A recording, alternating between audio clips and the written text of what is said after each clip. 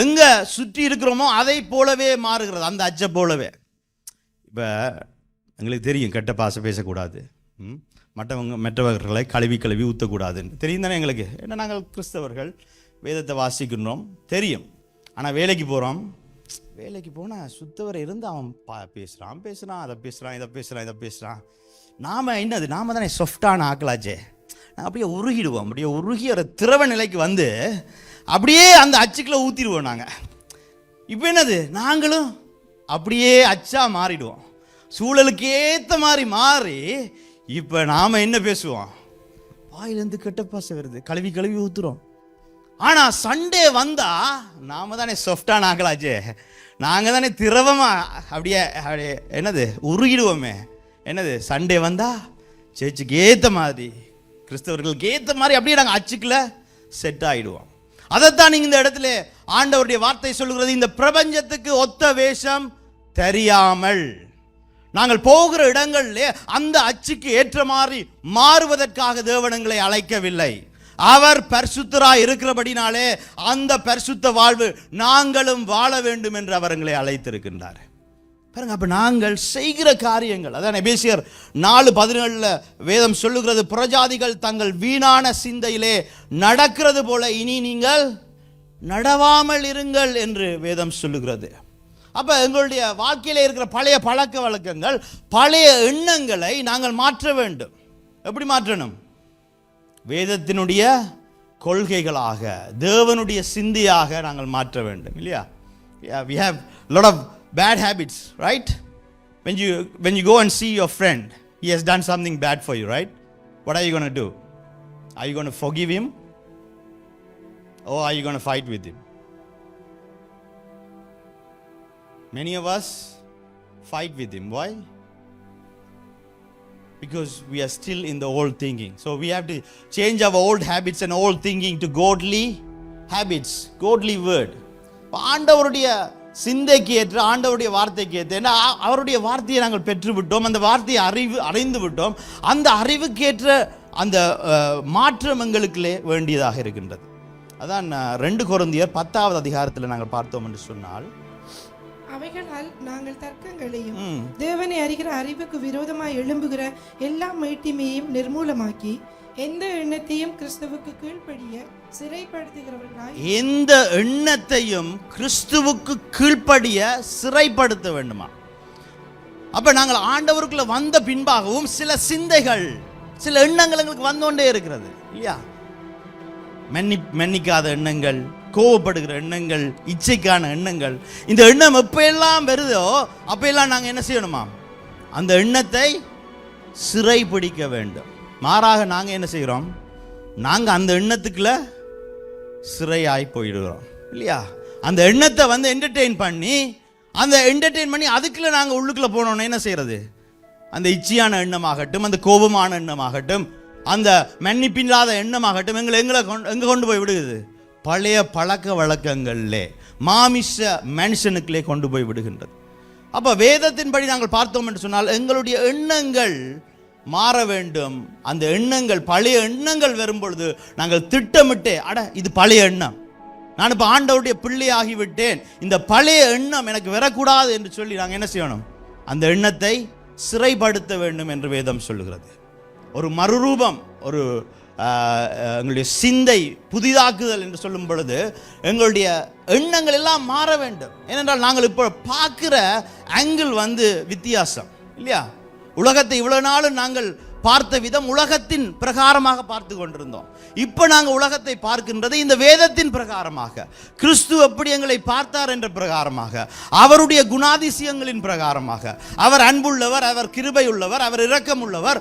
அவர் எப்படி இந்த இடத்திலே நடந்திருப்பார், எப்படி ஒரு முடிவை எடுத்திருப்பார், அதன்படி நான் எடுக்கிறேனா என்ற எண்ணத்திலே பார்க்க வேண்டும், இல்லையா? கம்பளி பூச்சி, நான் முதலும் சொல்லியிருந்தேன் ஒரு இதில், கம்பளி பூச்சி என்னவா மாறுது? வண்ணாத்தி பூச்சியாய் மாறுகின்றது. அது ஒரு மாற்றம் அல்ல, அது மறுரூபம். ஏன்? அது வந்து ஊர்ந்து கொண்டு திரிஞ்சது, இப்போ பறந்து கொண்டு திரியுது.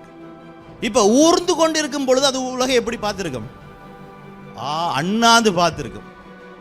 ஆனால் இப்போ பறந்து கொண்டு இருக்கீங்களா எப்படி பார்க்குது? மேலே இருந்து தெளிவாக பார்க்கின்றது.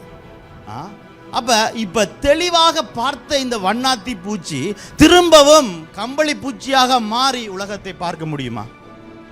இல்ல. அதுக்கு தெரியும். முதல் கீழே இருந்து பார்க்கும் பொழுது அநேக விஷயங்கள் தெரியவில்லை. இப்ப மேலே இருந்து பார்க்கும் பொழுது எல்லாம் தெளிவாக தெரிகிறது. முந்தி அந்தகாரத்தில் இருக்கும் பொழுது அநேக விஷயங்கள் எங்களுக்கு இருளாக இருந்தது, நாங்கள் தெரியாமல் நடந்தோம். இப்ப கிறிஸ்துவனுடைய வெளிச்சம் வந்தபடினாலே, இந்த சத்திய வார்த்தை எங்களுக்கு தெரியும் என்றபடினாலே நாங்கள் பார்க்கிற விதம் இப்ப என்னது? வெளிச்சத்துல பார்க்கிறோம். அப்ப இது இந்த இடத்துல இருந்து திரும்ப எப்படி பழைய இடத்துக்கு போக முடியும்? அதைத்தான் இங்க வேதத்தில் சொல்லுகிறார். அப்ப எப்ப எல்லாம் இந்த பழைய சிந்தனைகள் வருகின்றதோ அப்ப எல்லாம் என்ன நாங்கள் செய்யணும்? அதை சிறைப்படுத்த வேண்டும் என்று இங்கே வேதம் சொல்லுகின்றது. அப்ப நாங்கள் ஆண்டவருக்குள்ளே ஒரு புதிய வாழ்க்கையில் ஒரு புதிய என்னது born again என்று வேதம் சொல்லுது இல்லையா? நாங்கள் திரும்பவும் பிறந்திருக்கின்றோம். வண்ணாத்தி பூச்சிகளாக பிறந்திருக்கின்றோம். ஒரு மறுரூபத்துக்கு பிறந்திருக்கின்றோம். என்னத்துக்காக அழைக்கப்பட்டிருக்கின்றோம்? ஒரு பரிசுத்த வாழ்வை வாழுவதற்காக. அதன்படி நாங்கள் வாழ வேண்டியவர்களாக இருக்கின்றோம். அப்போ பரிசுத்த வாழ்வினுடைய ஆரம்பம் என்னவா இருக்கணும்? எங்களுடைய சிந்தை மாற வேண்டும். யோசிச்சு பாருங்க, இந்த வாரத்திலேயோ இந்த மாதத்திலேயோ ஒரு சில குற்றங்கள் தவறுகளை நாங்கள் விட்டு இருக்கலாம். விழக்கூடாத இடத்துல விழுந்திருக்கலாம். நாங்கள் அதை ஏன் விழுந்தோம் என்று நாங்கள் எண்ணி பார்த்தோம்னு சொன்னால், அதற்கு பின்பாக எங்களுடைய வாழ்க்கையிலே ஒரு பழைய எண்ணம், ஒரு பழைய சிந்தை இருந்தபடினால தான் அதுக்குள்ள விழுந்திருக்கிறோம். அப்போ அந்த சிந்தையை நாங்கள் மாற்ற வேண்டியவர்களாக இருக்கின்றோம். அந்த எண்ணத்தை நாங்கள் புதுப்பிக்க வேண்டியவர்களாக இருக்கின்றோம். அப்போ முதலாவது எங்களுடைய சிந்தை புதுப்பிக்க விட வேண்டும். ரெண்டாவது காரியத்தை பார்ப்போம். 1 பேதுரு 1 அதிகாரத்தில்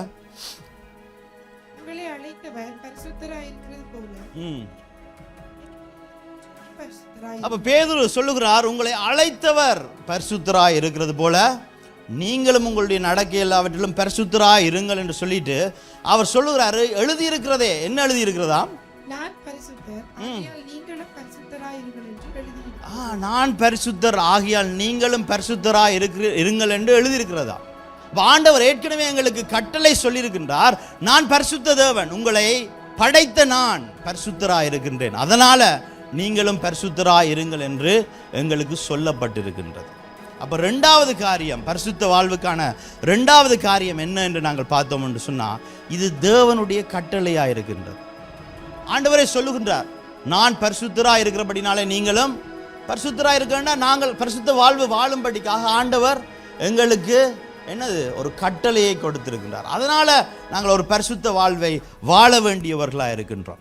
எங்களுடைய அடையாளம் என்ன என்று பார்த்தோம்னு சொன்னால், எங்களுடைய அடையாளம் தேவன் தான். எங்களுடைய அடையாளம் கிறிஸ்துவுக்குள்ளே வருவதற்கு முன்பாக எது எங்களுடைய அடையாளம்? இருள் எங்களுடைய அடையாளம், அழிவு எங்களுடைய அடையாளம், நரகம் எங்களுடைய அடையாளம், பாவம் எங்களுடைய அடையாளம். ஆனால் இப்போ நாங்கள் ஆண்டவருக்குள்ள வந்த பிறகு கிறிஸ்து எங்களுடைய அடையாளம். நான் அவருடைய சாயலாய் படைக்கப்பட்டிருக்கின்றேன், அவருடைய சாயலை பிரதிபலிக்க படைக்கப்பட்டிருக்கின்றேன். அப்ப அந்த எண்ணம் எங்களுக்குள்ளே வரும் பொழுது, அந்த கட்டளையை ஆண்டவர் கொடுத்திருக்கிறார் என்ற அந்த சிந்தை வரும் பொழுது நாங்கள் என்ன செய்கின்றோம்? ஒரு பரிசுத்த வாழ்வை வாழ நாங்கள் முயற்சிக்கின்றோம். பரிசுத்த வாழ்வு என்பது நாங்கள் திட்டமிட்டே எங்களுடைய வாழ்க்கையில் சில காரியங்களை மாற்றிக்கொண்டால்தான் அந்த பரிசுத்த வாழ்வை வாழ முடியும். இல்லாவிட்டால் என்ன நடக்கும்? ரெட்ட வேஷம், முகமூடி இல்லையா, டபுள் ஸ்டாண்டர்ட், பிறருக்கு ஒரு முகம் உள்ள ஒரு முகம் இல்லையா, இப்படியான காரியங்களில் அப்படியான ஒரு வாழ்க்கை தான் வாழுவோம். அப்போ நாங்கள் எங்கெங்கெல்லாம் டபுள் ஸ்டாண்டர்டாக இருக்கிறோமோ அதை நாங்கள் திட்டமிட்டே மாற்ற வேண்டியவர்களாக இருக்கின்றோம். ஏனென்றால் வேதத்தில் எழுதப்பட்டிருக்கின்றது, நான் பரிசுத்தராக இருக்கிறபடினாலே நீங்களும் பரிசுத்தராக இருங்கள் என்று எழுதப்பட்டிருக்கிறது. எங்கே எழுதப்பட்டிருக்கிறது என்று பார்த்தோம்னு சொன்னால், லேவியராகமம் 19வது அதிகாரத்தில், லேவியராகமம் 20வது அதிகாரத்தில், லேவியராகமம் 20வது அதிகாரம் 26வது வசனத்தில் என்று சொல்லி அங்கே அநேக இடங்களில் எழுதப்பட்டிருக்கிறது. இதில் மட்டுமல்ல, லேவியராகமம் 21வது அதிகாரத்தில் 8வது வசனத்திலையும் கூட ஆரோனை குறித்து பேசும் பொழுது ஆண்டவர் சொல்லுகிறார், அவனை பரிசுத்தப்படுத்துங்கள் ஏனென்றால் நான் பரிசுத்தராக இருக்கிறேன் என்று சொல்லி. பாருங்க, நாங்களும் ஆசாரியர்களாக அழைக்கப்பட்டிருக்கிறோம், ராஜாக்களும் ஆசாரியர்களாகவும். இப்போ இங்கே நாங்கள் வாசித்தோம்னு சொன்னால், லேவியராகமம் 19வது அதிகாரத்தில் 2வது வசனத்தை நாங்கள் வாசிப்போம். நீ இஸ்ரவேல் புத்திரரின் சபை அனைத்தோடும் சொல்ல வேண்டியது என்னவென்றால், உங்கள் தேவனும் கர்த்தருமாகிய நான் பரிசுத்தர் ஆகையால் நீங்களும் பரிசுத்தராய் இருங்கள். ஆகையால் நீங்களும் பரிசுத்தராய் இருங்கள் என்று எழுதப்பட்டிருக்கிறது. 20வது அதிகாரம் 7வது வசனம். அதனால் நீங்கள் உங்களை பரிசுத்தப்படுத்தி பரிசுத்தராய் இருங்கள். உங்களை பரிசுத்தப்படுத்தி. எப்படி நாங்கள் எங்களை பரிசுத்தப்படுத்துவது? எங்களுடைய எண்ணங்களை சிறைப்படுத்தி கிறிஸ்துடைய வார்த்தையை அனுதினமும் நாங்கள் வார்த்தையை வாசிக்கும் பொழுது அந்த வார்த்தை என்கின்ற கண்ணாடியிலே எங்களை நாங்கள் பார்த்து இல்லையா. இப்போ எனக்கு சில மாதங்களுக்கு முன்பாக கண்ணில் அடிபட்டுது. அடிபட்டு இந்த கண் ஃபுல்லாக கருப்பாயிட்டுது இல்லையா. இப்போ நான் ஒரு முறையும் கண்ணாடிக்கு முன்னால் இருக்கீங்களா, இது கருப்பாகவே இருக்குது. இப்போ என்ன செய்தேன், போகிறேன், கருப்பு போவதே இல்லை. பின்ன நான் டாக்டர்கிட்ட போய், டாக்டர் இது கருப்பாக இருக்குது, என்ன செய்யலாம்னா அவர் ஒரு க்ரீம் எழுதி தந்தார். அப்போ அந்த க்ரீமை நான் ஒரு நாளும் போடுறேன். ஏன் போடுறேன்? நான் அழகாக இருக்கணுன்றதுக்காண்டி போடுறேன் இல்லையா. அது என்ன, திட்டமிட்டே நான் அதை செய்கிறேன். ஏன்னா இதை சொல்கிறேன்டா, இந்த வேதம் என்னது, ஒரு கண்ணாடி. இந்த கண்ணாடியை நாங்கள் பார்க்கும்பொழுது எங்களுக்கு தெரியுது, ஐயோ இதில் கருப்பாக இருக்குது, இது அழுக்காக இருக்குது, தெரிஞ்சுட்டு அப்படியே போகலாமா? இல்லை தானே. அதுக்கு என்ன செய்யணுமா? நான் அப்போ இந்த அழுக்கு எப்படி நான் எடுக்கிறது? அது நாங்கள் திட்டமிட்டு நாங்கள் செய்ய வேண்டிய காரியமாயிட்டு. அப்போ தானே ஒரு பரிசுத்த வாழ்வை நாங்கள் இதுன்னலாம். இல்லை கண்ணில் கருப்பாக இருக்குது, கண்ணாடியை போட்டால் தெரியாதுன்னு சொல்லி, இல்லாட்டி மேக்கப் 2 பவுடரை வேண்டி பூசிட்டு போகலாம். அப்படி ஒரு வாழ்க்கையை நாங்கள் வாழுகிறது பெட்டரா? இல்லாட்டால் உண்மையாகவே இந்த அழுக்கு என்னிடத்துலேருந்து போக வேண்டும் என்று வாழ்கிற வாழ்க்கை பரிசுத்த வாழ்வு. பரிசுத்த வாழ்வு என்பது நாங்கள் திட்டமிட்டு எங்களை மாற்றிக்கொள்வது.